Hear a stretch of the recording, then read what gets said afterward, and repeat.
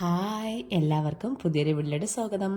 അപ്പോൾ ഇന്നൊരു ഞായറാഴ്ചയാണ്. ഞായറാഴ്ച ആയതുകൊണ്ട് തന്നെ ഞാൻ നല്ലോണം ലേറ്റായിട്ടാണ് എണീറ്റത്.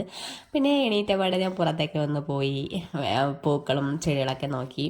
തക്കാളിയൊക്കെ കുറച്ചങ്ങനെ വന്നിട്ടുണ്ടായിരുന്നു. ഇതൊന്നും ഞാൻ കൃഷി ചെയ്യുന്നതല്ല കേട്ടോ.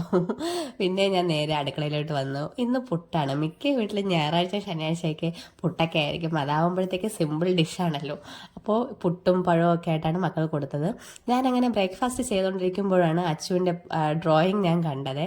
അവൾ അത്യാവശ്യം നല്ലോണം അവളെ ഡ്രോയിങ് ഒക്കെ വരയ്ക്കും കേട്ടോ. പിന്നെ ഞാൻ ജസ്റ്റ് ഒന്ന് അതൊന്ന് വീഡിയോ എടുത്തു. ഇത് അവള് ഇന്നലെയും ഇന്നും ആയിട്ടൊക്കെ വരച്ച പിക്ചറാണ്.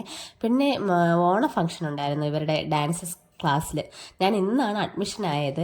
പക്ഷെ അവർ ഓണ ഫംഗ്ഷനൊക്കെ ഇരിക്കാനൊക്കെ പറഞ്ഞു. അങ്ങനെ മക്കളെല്ലാവരും പാർട്ടിസിപ്പേറ്റ് ചെയ്തു. അവർക്ക് പ്രൈസും ഉണ്ടായിരുന്നു കേട്ടോ. പിന്നെ ഇത് നാരങ്ങ സ്പൂണും വെച്ചിട്ടുള്ളതാണ്.